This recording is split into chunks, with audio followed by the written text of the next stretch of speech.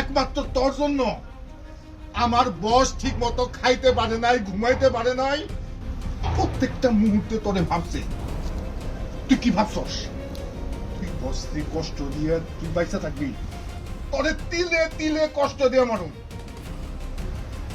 তারপরে আমার বস তোর কষ্ট দেখে আনন্দ পাবো, উল্লাস করব, আর মনের সুখে ঘুমাইব। কথাটা মনে রাখিস।